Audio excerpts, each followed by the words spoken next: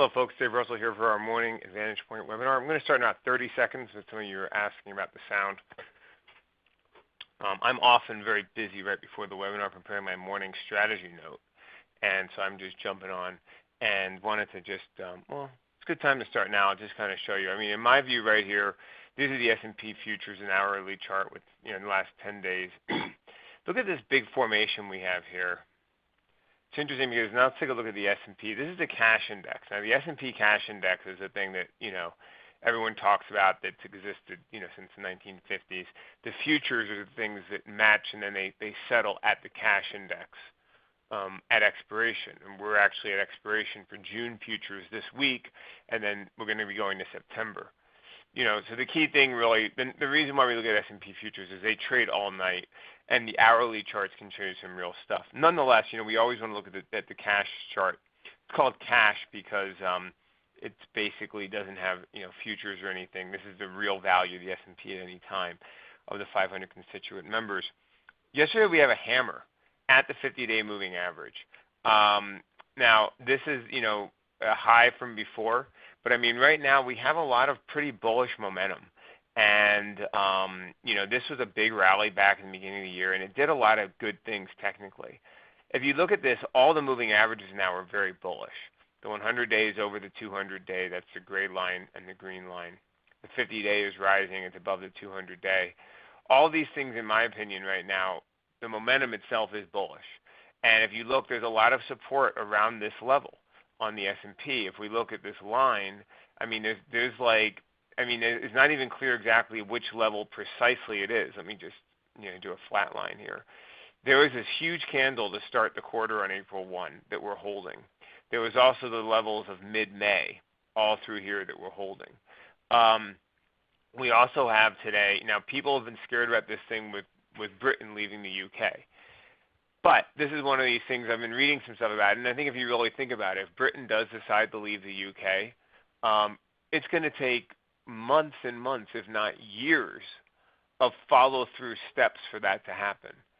And I think the question is this: does the country where modern capitalism started suddenly cease to exist? And I mean, it's just not possible that something like Brexit is going to really, it's scary.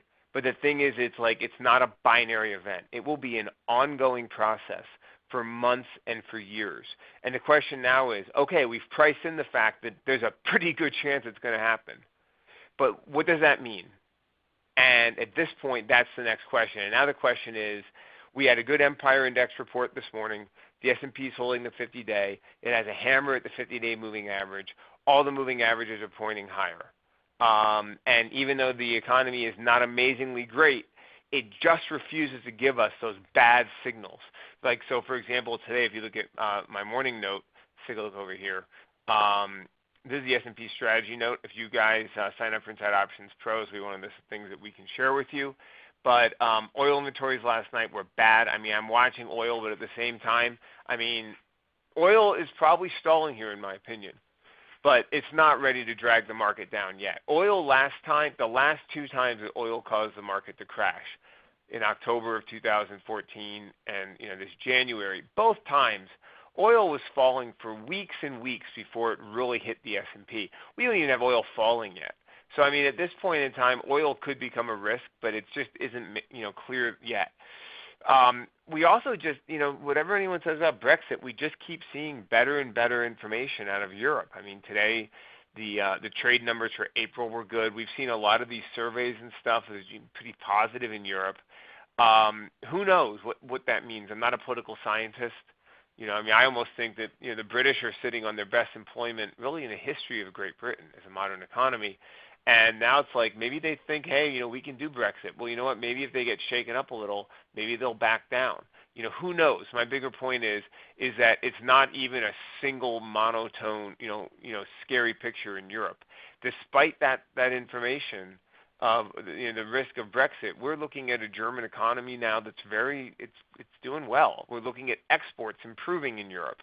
The Chinese situation is not great. But I think right now we're looking at a situation where the news is not decisively bad, and the chart is pretty bullish. And I think we're going to see continuation, at least some kind of bounce. So for me, the thing that's interesting here is we're going to have oil inventories today at 10:30 Eastern. That's something of a news event. But the big item is going to be Yellen at 2 p.m. They're going to be a statement. No one's expecting the Fed to raise rates. And, to me, the thing that makes sense, and I've seen some commentary on this more, is that, Yellen can talk a really hawkish game today. She has Brexit to give her a free pass. She can have her cake and eat it too. She can be a hawk without raising rates because she can blame Brexit and uncertainty and blah, blah, blah. And I think that creates a situation where we could see, more of a sort of sense of confidence in the market. And I think that's one thing to kind of think about, and I think that's the thing that makes sense to expect. A lot of her colleagues, were getting pretty hawkish 2, 3, 4 weeks ago before that bad non-farm payrolls report. It seems to me that there's a certain philosophical belief at the Fed that they need to raise rates. And, that's more of a philosophical question. I actually tend to agree with it. I think low rates over the long term, I think Japan proves it's a bad idea, but that's more of a philosophical conversation. I think there's people on the Fed who want to raise rates, and as long as we see, jobs not going negative, and the real number to watch, in my opinion, are jobless claims, and they've stayed under 300,000. That's the loss of jobs on a weekly basis. Initial claims have been very positive. Well, low is positive. It's good when it's bad, when they're low. Been a very positive picture for the economy. And, we have housing data. Let's take a look over on Research Lab at the Interactive Calendar, which integrates economic news, political events, and earnings. Now, we don't have a lot of earnings right now, but we do have software as the main thing that's interesting coming up in terms of earnings. But if we look over on Research Lab, what we basically see is we're going to have the Philly Fed tomorrow, the housing index, and then housing starts and building permits tomorrow. And then, we start getting, there's a more kind of just, real estate stuff kind of on the agenda going forward. That's an area that has been doing pretty well. Overall, there's just not a lot of any clear, any really single clear catalyst right here. The Brexit is something that is an event, but it's not like a clear catalyst in one direction or another. And we could have some government ministers say, we don't think Brexit is a major risk. Goldman Sachs or someone could come out with a report saying, the market can weather Brexit.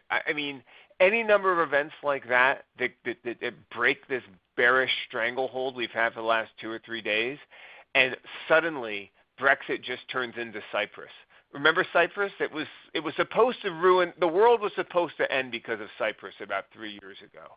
Remember? Well, it didn't end. It just, Puerto Rico, where's the nuclear holocaust from Puerto Rico? You don't even know about this.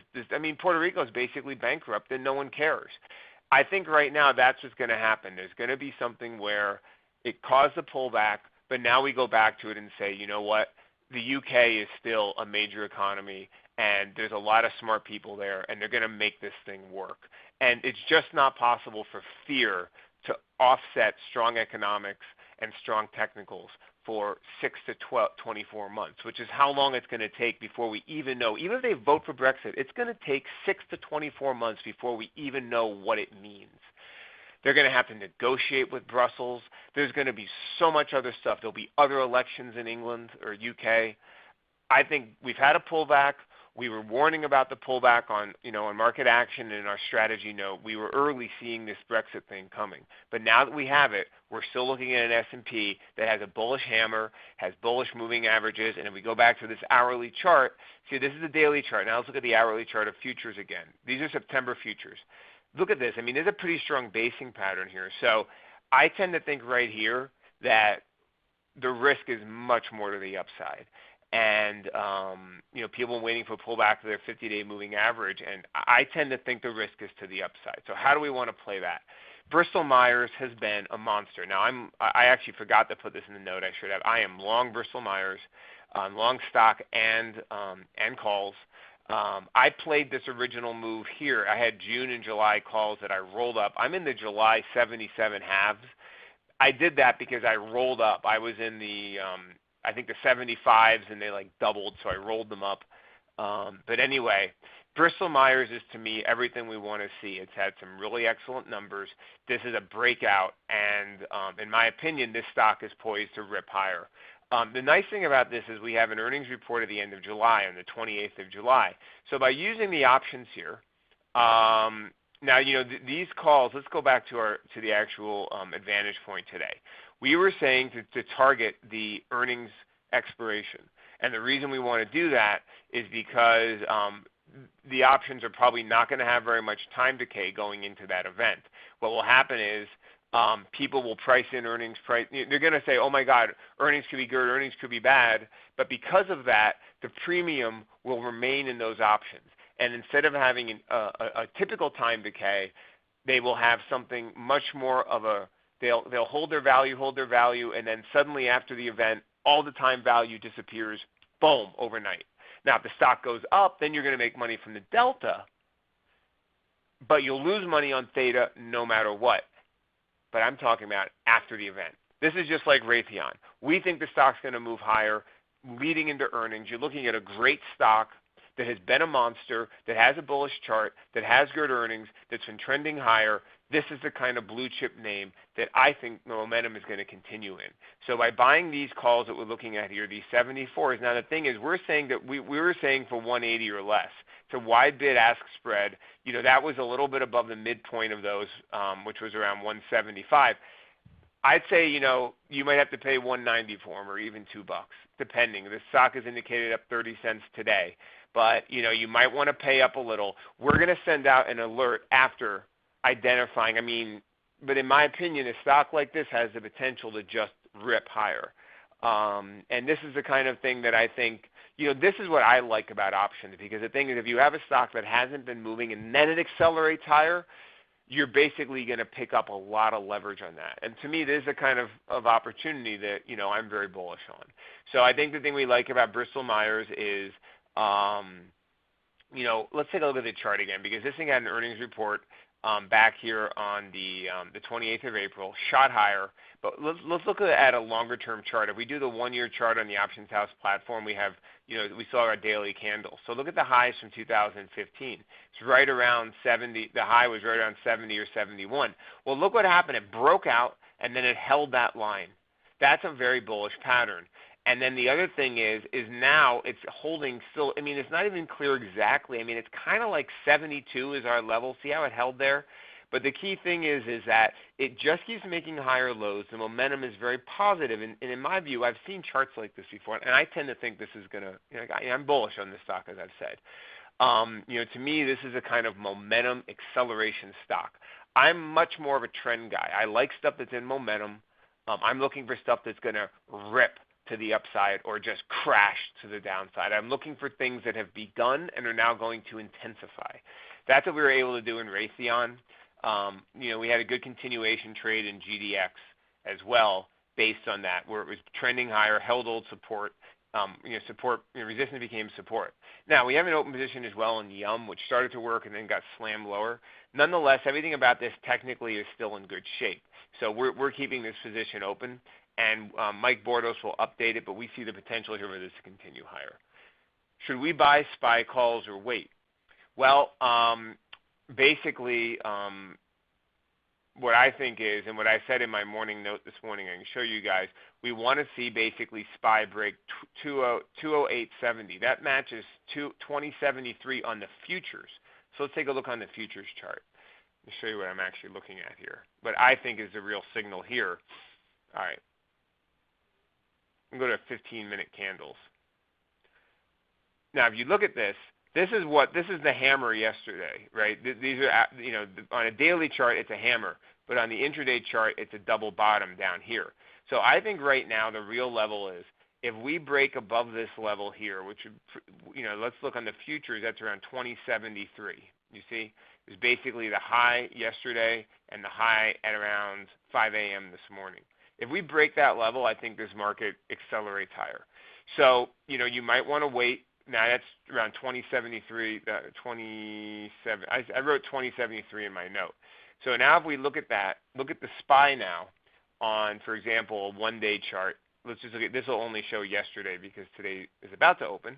But that would represent on SPY pretty much this high from yesterday. See, there we go. We just opened, right? So if we rally above that level and hold it, I think we continue higher. And I think in that case, you're going to get something like, a move above and a hold. Now, the key thing is don't forget, at 10:30 we have oil inventories, and then we have after oil inventories, we're going to have the Fed obviously at 2 p.m.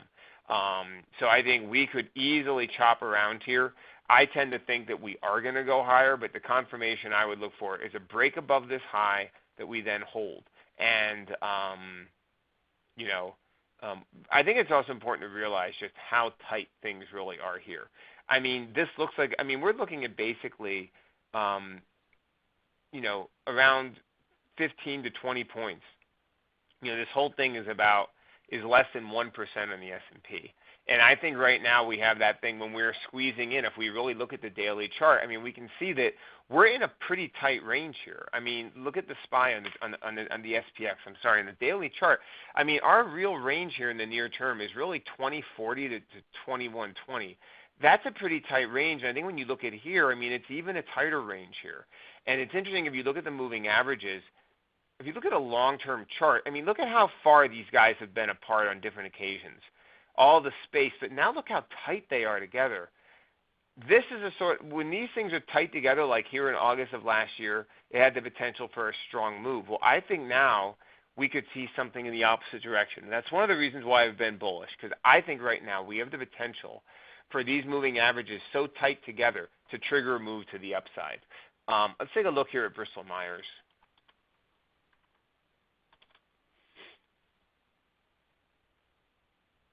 Those options now, right around 74. Let's see if any of you guys got filled below. Looks like some of you guys got filled around $2. I think right here, these calls, pretty much I think around this area is not. Let me just take one more look here at this chart. See, this is breaking out of this pattern. I tend to think that, we said 180. It's kind of hard to estimate those things. But, I think somewhere around this area. For me, I tend to find that when a bullish stock when you have the confirmation, it just makes sense to just stick with it and just look for it to ramp. So I think that's what we're going to see in Bristol Myers here.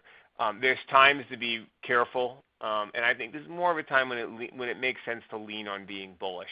And I think a simple way to say that, when should I be bullish? When should I be aggressive? And when should I be careful? Well, I'll tell you. Look at the moving averages here. This is a very bullish configuration. I call it the moving average sequence. The 100-day is over the 200-day. The 50 is over the 100. The 20 is over the 30. The 30 is over the 50. The 10 is over the 20. This is a perfect uptrend. And this is the sort of thing that means that people have been moving into this stock, and stocks often do this before they accelerate higher. So that's what I think is coming in Bristol Myers. Let's take a look at some of your other questions.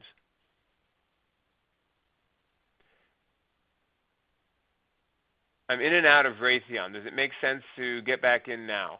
Well, Raytheon has had a good move. It's not a very fast-moving stock, so I don't think you want to touch Raytheon here. I think it'll pull back. I think at this point, if you want to play Raytheon, I think that you want to look for a pullback to the old high, which would be this high from early May, I guess around 132. It has, I don't want to say it's bearish because it's not, but it has a hammer, a shooting star recently, which is when it makes this high and it fails to hold it. And then that was confirmed the following day on the 13th. So it had a reversal pattern followed by a confirmation of the reversal pattern because the next day was a down day. I think that means that this is a short-term top in Raytheon. I would look for it to hold the May 12th high. Should I roll my CMG put or has it bottomed? I'm not sure what you might have done in CMG, but I will take a look at the chart. I would think that, yeah, you should roll on something like this because I would tend to think that the next, I would tend to think that it's going to have a modest rebound here. I'm not bullish on it by any stretch, but if you have a lot of delta on those puts because you're in the money and you've been doing well in them, it definitely makes sense to roll them. Bristol Myers, you guys got filled around $2. Good. All right, folks. Well, those are the main things I wanted to talk about. Don't forget that we have a lot of other services we offer here. In the future, we're going to be doing stuff to introduce you guys to them. We have our market action webinar every day. And we look forward to kind of reaching out and working with you guys some more. I want to thank everyone again for kind of bearing with us as we go through the various changes here.